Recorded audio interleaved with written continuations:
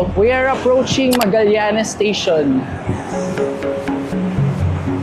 Dito tayo magtatanong sa baba kung meron bang daanan or kahit footbridge man lang papunta dun sa kabilang side. Kasi mas malapit dun ang TAF eh. Meron nga ba? Alam ko release ng trend dito eh. Ayan, dito guys.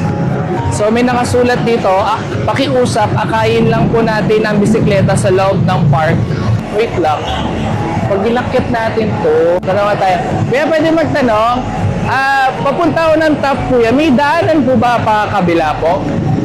Oo, akyat ka dyan, tapos dito mas kabila na. Dito sa kabilang side. Tapos pagbaba nun, EDSA pa rin yun. Papuntang Tawa. Mawa. Ayan, sige. Salamat kuya. Thank you po. Ayun, so sinabi ni kuya dito meron. Salamat kuya, ride safe sa atin. Maganda na ginawa natin to kasi para aware tayo at malay natin may mga ka-ride out tayong nanonood na umiikot ng malayo para lang makapunta dun sa kabilang side.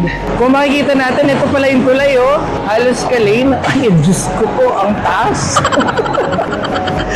At taas naman ito, putik. Parang dadaws-dus na ako dito pagbaba. Yak! Gagi, walang bike lane. 20 kilos ng buhat natin. Wait lang, nangangalay na ako. Wait lang. Ay, salamat. Ito yung park sa kabilang side. So, dito tayo sa kanan.